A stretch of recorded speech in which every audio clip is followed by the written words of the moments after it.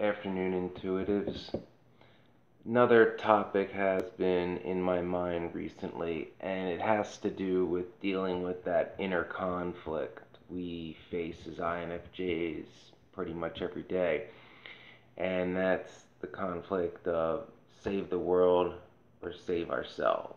And we have to find a balance in that because we can't lean one way or the other all the time.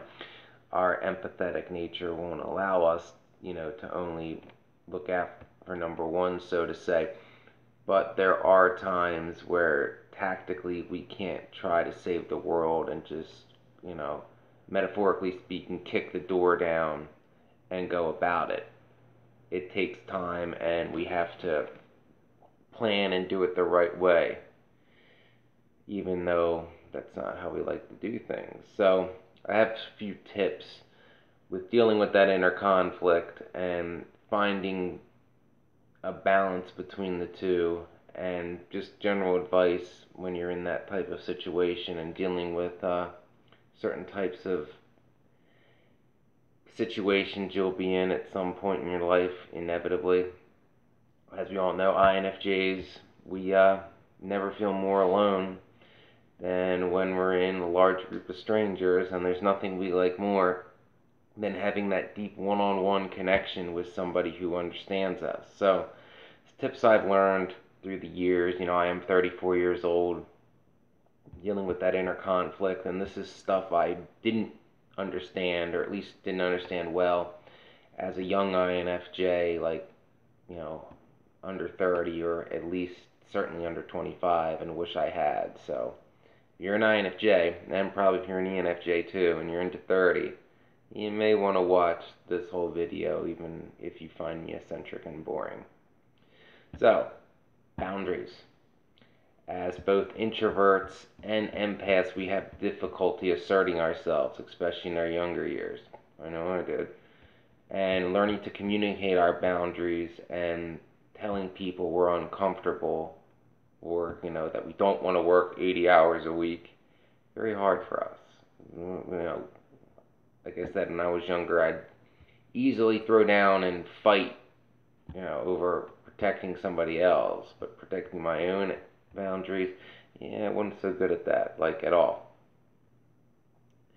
So you have to learn how to set boundaries, regardless of the person you're dealing with, status or title at their work. Self-care is important. So, as INFJs, we're forward thinking. We're not really good at living in the moment, but sometimes we need to tell ourselves, like, what do I need in the moment? Like if you're working 80 hours a week, 7 days a week for months on end, like I did when I was 23, 24, sometimes you just need a day off, and, don't give a fuck what your supervisor says. Like, they're using you, exploiting you, and expect you to be this robot. You are allowed to have your own needs. So, self-care, that's another form we have to worry about. Visualization. Sometimes when I feel uncomfortable, and I recall doing this in like elementary school, long before I knew what an INFJ was or anything like that. So imagining a barrier around you that separates you from others and, allows you to remind yourself that you're an independent entity. Because as INFJs, we're very independent thinking. We're natural loners. We abhor tribalisms and cliques and don't want any parts of them. We're all about judging people for who they are as an individual and not, what quote unquote group they come from. So, and also this visualization helps us mentally protect ourselves. The visualization is all about reinforcing the idea that we don't always have to take on the feelings that others are projecting on us, that we have the right to our own energy, our own viewpoint, and our own perspective about ourselves, and it allows us to stay grounded in our own truth. So, in other words, as INFJs, we're not really big on what other people think about us unless it's like our close friends, or, like I've said it before, growing up I cared about what my close friends thought, and whatever girl I had a crush on at the time thought, and everybody else, they could think what they want. I didn't care about their opinion. I was never cared if I was popular. So that's kind of what this theory relates to too. That we have to protect our own self-image of ourselves. And the last bit of advice, and this one comes naturally to us, it's selective community. INFJs, we're very selective with who we open up to and who we trust, and I did a previous video on why INFJs and ENFJs have trust issues. So we have to surround ourselves with people who respect our boundaries and those who appreciate us for who we are and see our self-worth. As INFJ empaths, we have a hard time connecting with superficial people. Oh yeah. So, people who only care about money and partying and, just having money for superficial needs and don't care about doing anything of substance to make the world a better place or to have any type of purpose to the greater good, we have no time for. We have no time for people who just basically want to get fucked up and fuck. There's just no substance. I used to call them shadows without substance. Round and round they go around the wall. So, yeah. So we have to remind ourselves that don't chase after toxic people, no matter how attractive you may or may not find them. That's how you end up getting shot. But that's another story. But yeah, so don't chase after toxic people. Understand some people are using the things in life they went through simply to gain pity. They don't want real help. They just want people to feel sorry for them so that they may use those people. And they more often than not prey on empaths like INFJs and ENFJs. And, after a while, our intuition, no matter how love-struck and sleep-deprived we are, will kick on and we'll see them for who they are. And then our integrity will kick in. And then things happen and people end up shot. But sometimes. So don't chase after toxic people. We know the kind of people that we seek after. Yeah, a lot of times, like us, they're not the most common people in the world. Don't settle, INFJs. I said it before. If you know what you want, go find it. Don't settle for just what's around in your local area. And don't listen to anybody who says you have to stay in a certain area. I mean, the cult of Chestertology, where I grew up, had that mindset, and I've been rebelling against that since I was 10.